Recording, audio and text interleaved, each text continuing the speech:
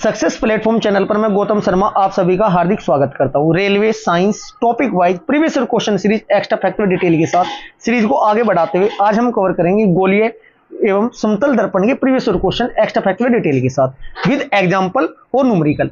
इस क्लास को कंप्लीट देखने के बाद किसी भी एग्जाम में बैठ लेना, इस टॉपिक से कोई भी क्वेश्चन आपका एग्जाम में गलत नहीं हो सकता। यह क्लास आपकी रेलवे के सभी आगामी एग्जाम के लिए मोस्ट इंपोर्टेंट है। क्लास स्टार्ट करते हैं, एक्स्ट्रा फैक्टर डिटेल से कवर करते हुए चलिएगा साथ के साथ। क्वेश्चन नंबर फर्स्ट, अवतल दर्पण के वक्रता की त्रिज्या 30 सेंटीमीटर है। कार्टेशियन साइन इन्वेशन के अनुसार इसकी फोकल लंबाई को किस तरह से व्यक्त किया जाता है। चलो सबसे पहले मैं आपको एक्स्ट्रा फैक्टर डिटेल से कवर करा देता हूं। आप सभी को पता है किसी भी गोलीय दर्पण की फोकस लंबाई जो होती है ना, उसे किससे डिनोट करते हैं बच्चों? एफ से डिनोट करते हैं। और इस गोलीय दर्पण की वक्रता त्रिज्या क्या होती है बच्चों? आर की क्या होती है? आधी होती है। अब बात करते हैं उत्तल और अवतल दोनों को एक साथ बताऊंगा, जहां से आपके एग्जाम्पल के अकॉर्डिंग और थ्योरी के अकॉर्डिंग क्वेश्चन बनते हैं। देखिएगा, थोड़ा ध्यान से समझना है। बात करें उत्तल दर्पण की, उत्तल दर्पण की फोकस लंबाई सदैव धनात्मक होती है। दोबारा समझाते बता देता हूं मैं आपको।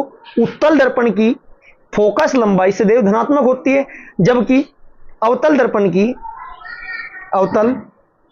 की जो आपकी लंबाई होगी, फोकल लंबाई होगी, सदैव ऋणात्मक होगी। अब इसके अकॉर्डिंग देखिएगा, धनात्मक वाला तो दोनों ऑप्शन कट रहे हैं आपके। क्यों? आपको पता है बात अवतल की है तो ऋणात्मक में ही आंसर आएगा। ये कॉन्सेप्ट होता है। क्यों आएगा ये भी मैं आपको साथ के साथ बताऊंगा। ठीक है जी। अब क्या कहा गया है बच्चों? अवतल दर्पण के लिए वक्रता की त्रिज्या कितनी है? आर बराबर कितना दिया हुआ? 30। आर बराबर कितना हुआ? 30 दिया हुआ है। ठीक है जी।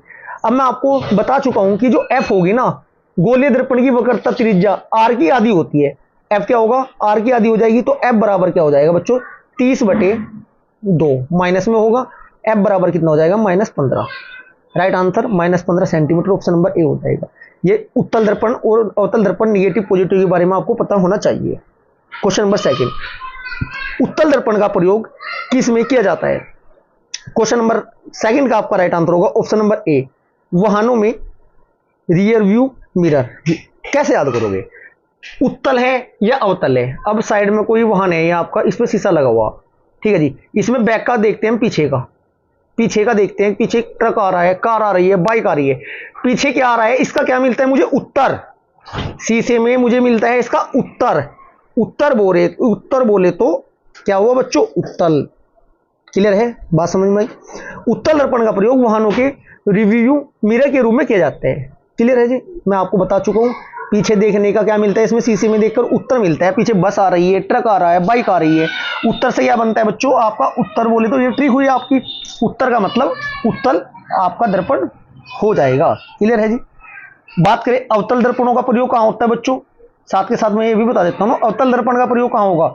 अवतल का होगा आपका बच्चों, देखिएगा ध्यान से, एग्जाम्पल से क्वेश्चन बनेंगे।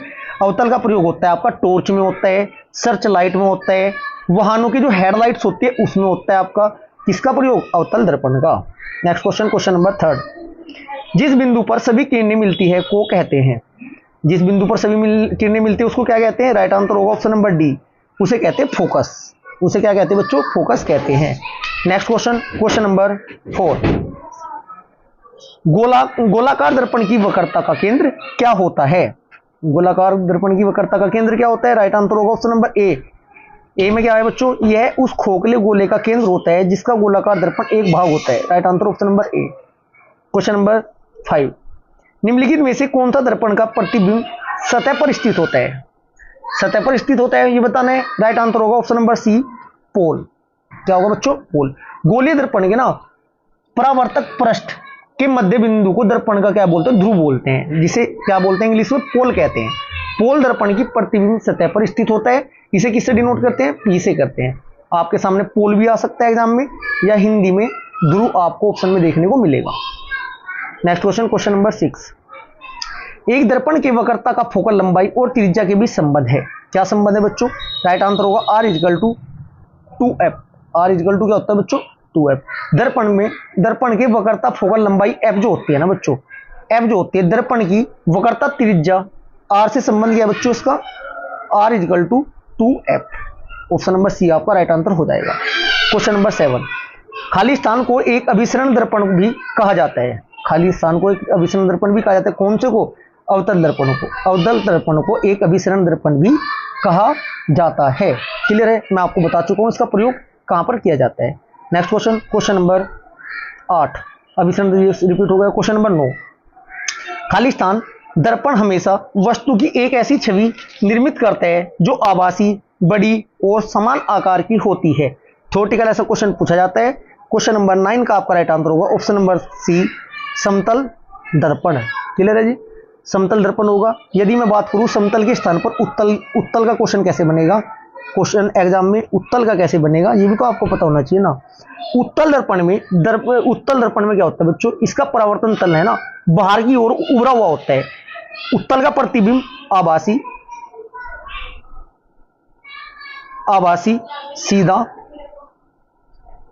सीधा और छोटा, आभासी, सीधा और छोटा होता है। क्लियर है जी? इतना आपको मैं बता चुका हूं। Next question, question number 10। एक वक्रीय दर्पण जिसमें परावर्तन सतह अंदर की ओर वक्रीय होती है उसे कहा जाता है। क्वेश्चन नंबर 10 का आपका राइट आंसर हो जाएगा ऑप्शन नंबर ए, अवतल दर्पण उसको कहा जाता है। अवतल दर्पण का प्रयोग कहां कहां होता है बच्चों? अवतल, उत्तर नहीं मिलना मुझे, उत्तर तो मुझे बैक शीशे में मिलता है। अवतल का प्रयोग कहां होता है? मोटर गाड़ियों की हेडलाइट में, सर्च लाइट में अवतल दर्पण का प्रयोग होता है। जो साइड मिरर होता है, जो मोटर गाड़ियों में पीछे की ओर देखने के लिए होता है, उसमें किसका प्रयोग होता है बच्चों? उत्तल दर्पण का प्रयोग होता है। Next question, question number 11। Search light का परावर्तक कौन सा है? सर्च लाइट का परावर्तक है आपका right answer option number B, अवतल दर्पण। नेक्स्ट क्वेश्चन, अवतल दर्पण का अन्य प्रयोग कहां होता है बच्चों? अवतल दर्पण का प्रयोग ना हेडलाइट में होगा। जो नाई होते हैं ना, नाई होते हैं बाल काटने वाले, उनकी दुकान पर लगे हुए दर्पण में होगा। आंख, कान व नाक के जो डॉक्टर द्वारा प्रयोग किए जाने वाले दर्पण होते हैं ना, उनमें सभी में आपके अवतल दर्पण ही होता है। Question number 12। गोलाकार दर्पण की प्रतिबिंबित सतह के केंद्र को क्या कहा जाता है? क्वेश्चन नंबर 12 का राइट आंसर होगा ऑप्शन नंबर सी, पोल या ध्रुव कहा जाता है। Next question, question number 13। गोलीय दर्पण की अवधारणा क्या है? गोलीय दर्पण की अवधारणा क्या है? राइट आंसर होगा ऑप्शन नंबर डी, प्रकाश का परावर्तन। Next question, question number 14। निम्नलिखित में से कौन सा कथन सत्य है? क्वेश्चन नंबर 14 का आपका राइट आंसर होगा वक्रता त्रिज्या फोकल लंबाई के दुगने के बराबर होती है। Right answer option number D हो जाएगा। Next question, question number 15। दर्पण का सूत्र क्या होता है बच्चों? राइट आंसर होगा option number C, 1/u + 1/v बराबर 1/f। क्लियर है जी? ये आपको फोकस, इसका दर्पण का सूत्र पता होना चाहिए, इससे क्वेश्चन एग्जाम में पूछा जाता है। इसी स्लाइड में, इसी आपकी सीरीज में मिलेगा, मैं आपको सोल्व कराऊंगा। Question number 16। एक गोलीय दर्पण के परावर्तित पृष्ठ के मध्य एक बिंदु होता है जिसे कहते हैं, क्या कहते हैं बच्चों? एक गोलीय दर्पण के राइट आंसर हो जाएगा बच्चों आपका, जिसे क्या कहते हैं? ध्रुव। ऑप्शन नंबर, एक गोलीय दर्पण की परावर्तन पृष्ठ के मध्य एक बिंदु होता है जिसे क्या कहते हैं बच्चों? राइट आंसर हो जाएगा जिसे ध्रुव या पोल कहते हैं। ऑप्शन नंबर ए हो जाएगा। Next question, question number 17। वाहनों में अपनी व्यापक दृष्टि क्षेत्र के लिए कौन सा दर्पण पीछे देखने के लिए प्रयोग किया जाता है? बार बार एग्जाम में रिपीट होने वाला क्वेश्चन है। Right answer option number A, उत्तल दर्पण। Next question, question number 18। गोलाकार दर्पण जिसकी परावर्तन सतह बाहर की ओर उभरी होती है कहलाता है। गोलाकार दर्पण क्या कहलाता है बच्चों? राइट आंसर होगा ऑप्शन नंबर सी, उत्तल दर्पण। Next question, question number 19। यदि एक वास्तविक वस्तु का प्रतिबिंब बनाने के लिए उत्तल दर्पण का प्रयोग किया जाता है तो निम्नलिखित में से कौन सा कथन सत्य है? क्वेश्चन नंबर 19 का आपका राइट आंसर हो जाएगा ऑप्शन नंबर ए, इसका प्रतिबिंब वास्तविक होगा। Next question, question number 20। निम्नलिखित में से किसमें उत्तल दर्पण का प्रयोग किया जाता है? Right answer option number D, rear view mirror, back side के शीशे में। Next question, question number 21। किसी गोलीय दर्पण की परावर्तक सतह का केंद्र वह बिंदु है जिसे कहा जाता है, क्या कहा जाता है? ध्रुव कहा जाता है। ऑप्शन नंबर सी आपका राइट आंसर हो जाएगा। ये दो प्रकार के होते हैं, ठीक है जी।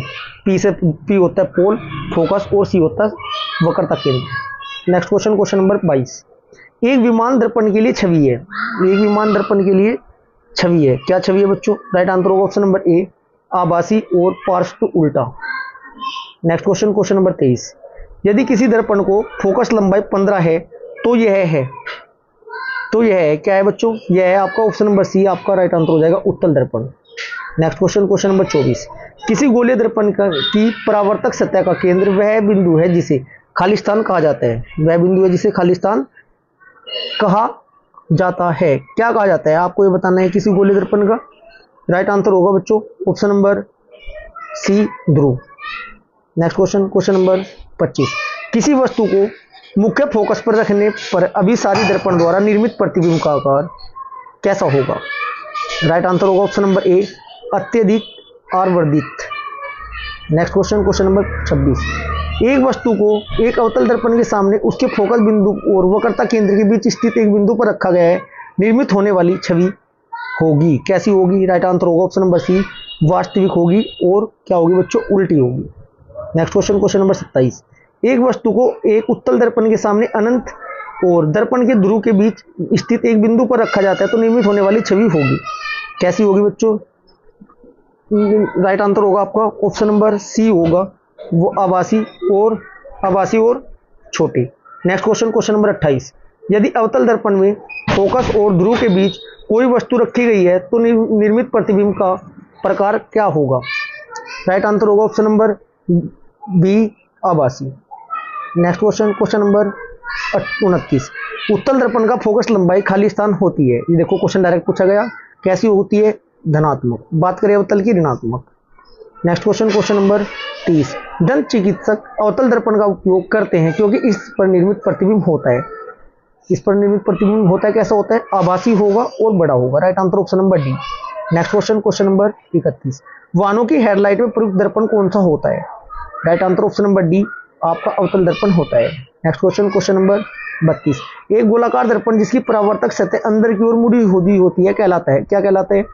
राइट आंसर होगा आपका ऑप्शन नंबर ए, अवतल दर्पण कहलाता है। नाई का शीशे पर दांत के डॉक्टरों का प्रयोग इसका होता है बच्चों, ठीक है। और आपका वाहनों की हेडलाइट, सोलर कुकर पर भी इसका प्रयोग होता है, टॉर्च लाइट पर इसका प्रयोग होता है। Next question, question number 33। Khalistan को एक अपसारी दर्पण भी कहा जाता है। किसको कहा जाता है, उत्तल दर्पण को। Right answer option number D हो जाएगा। Next question, question number 34। किसी वस्तु को मुख्य फोकस पर रखने पर अभिसारी दर्पण द्वारा निर्मित प्रतिबिंब का आकार होगा कैसा होगा बच्चों। राइट आंसर होगा ऑप्शन नंबर हो जाएगा बच्चों, उसका आकार कैसा होगा। किसी वस्तु को मुख्य फोकस पर रखने पर अभिसारी दर्पण द्वारा निर्मित प्रतिबिंब का आकार होगा। राइट आंसर होगा आपको अत्यधिक आवर्धित, option number A. Next question, question number 35। किसी वस्तु को गोलाकार अवतल दर्पण के वक्रता केंद्र पर रखे जाने पर अवतल दर्पण का द्वारा निर्मित उसमें प्रतिबिंब की स्थिति क्या होगी। प्रतिबिंब की स्थिति क्या होगी। Right answer option number C, वक्रता केंद्र पर। Next question, question number 36। एक वस्तु को अवतल दर्पण के सामने उसके वक्रता केंद्र और फोकस बिंदु के बीच स्थित एक बिंदु पर रखा जाता है तो छवि का निर्माण कहां पर होगा। क्वेश्चन नंबर 36 का राइट आंसर होगा ऑप्शन नंबर सी, वक्रता केंद्र से परे किसी बिंदु पर। Next question, question number 37।